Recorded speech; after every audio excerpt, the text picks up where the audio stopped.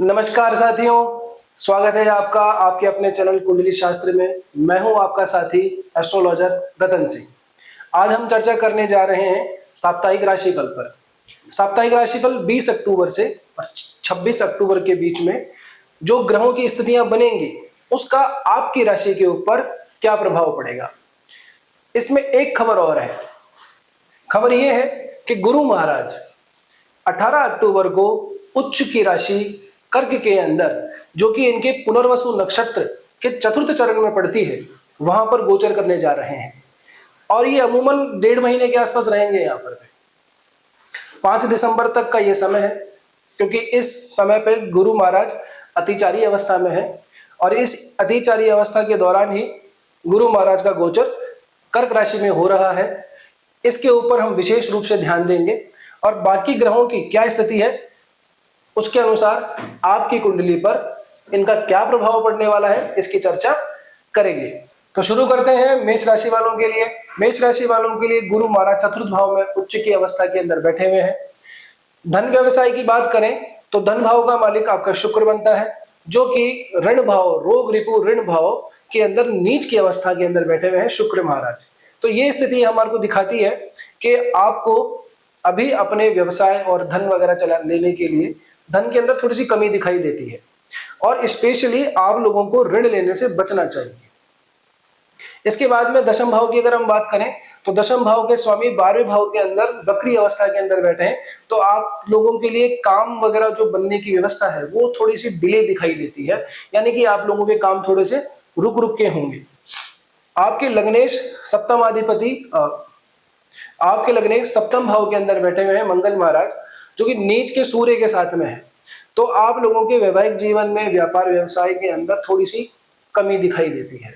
अच्छी बात यह है कि गुरु महाराज का गोचर आपके चतुर्थ भाव में हो रहा है।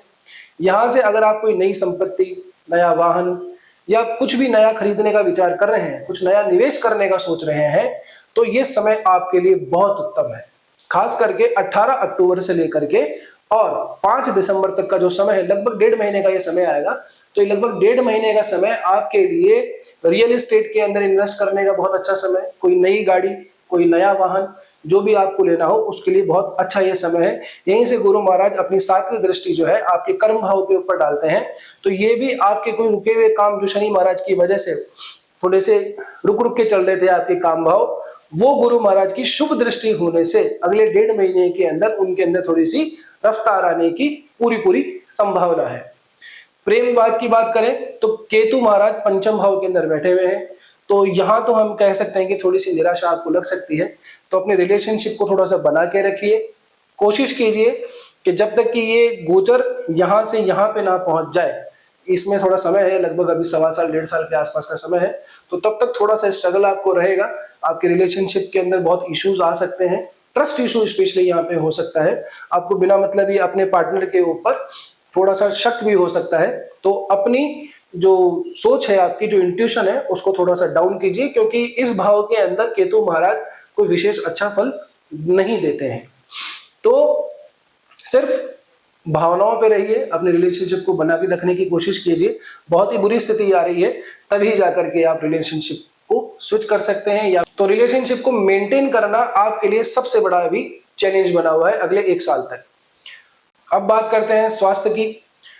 तो 6ठे भाव के अंदर शुक्र और चंद्रमा की युति बनी हुई है, क्योंकि चंद्रमा का गोचर बहुत जल्दी होता है। तो 21 तारीख को ही लगभग आपके 20-21 ये 2 दिन रहेंगे। उसके बाद के अंदर आपकी व्यवस्था थोड़ी सी ठीक हो जाएगी, क्योंकि चंद्रमा जो है आपके 4थे भाव के मालिक बनते हैं। 4थे भाव का मालिक 6ठे भाव में चले जाए तो ये थोड़ी सी स्थिति नकारात्मक परिणाम देती है, क्योंकि चंद्रमा का गोचर बहुत जल्दी होता है। तो 21 तारीख के बाद में आपको थोड़ी सी यहाँ पे सहूलियत दिखाई देती है।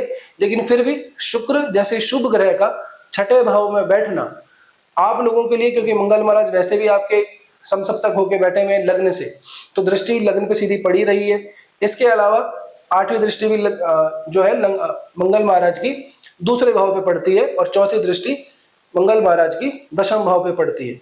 तो स्वास्थ्य के कारणों से देखें तो लग्नेश का कोई भी संबंध 6ठे भाव से डायरेक्टली नहीं बन रहा है। तो आप लोगों को अव्यर्थ की थोड़ी सी चिंताएं हो सकती हैं, आप लोगों को मानसिक रूप से थोड़ी सी अशांति हो सकती है, थोड़ा सा अपने स्वास्थ्य का ध्यान रखिए, साधन वगैरह थोड़े से आराम से चलाइए। इसके अलावा कोई विशेष चिंता की बात आप लोगों के लिए नहीं है। ये था आपके लिए साप्ताहिक राशिफल। आपकी कुंडली में ग्रहों की स्थिति कहां पर है, कौन सी आपकी महादशा चल रही है, किस ग्रह से संबंधित आपकी अंतर्दशा चल रही है, यहाँ तक कि प्रत्यंतर किस ग्रह का चल रहा है, ये भी बहुत ज्यादा महत्वपूर्ण है। इन्हीं सब चीजों को जोड़ करके ही हम ठीक से किसी व्यक्ति की कुंडली का विश्लेषण कर सकते हैं। ये विश्लेषण आपकी राशि से संबंधित था। निश्चित रूप से आने वाले सप्ताह के लिए आपके लिए बहुत ज्यादा लाभप्रद रहेगा। लेकिन फिर भी यदि आप अपनी कुंडली का कोई विश्लेषण करवाना चाहते हैं, अपनी कुंडली को व्यक्तिगत रूप से दिखाना चाहते हैं, तो नीचे दिए गए नंबरों पे आप व्हाट्सएप कर सकते हैं, संपर्क कर सकते हैं। उम्मीद करता हूं आप लोगों को ये वीडियो बहुत पसंद आया होगा। तो पसंद आया तो जरूर लाइक कीजिए, शेयर कीजिए, और आपकी राशि कौन सी है ये कमेंट के अंदर जरूर बताइएगा। जय श्री कृष्णा, जय श्री राम।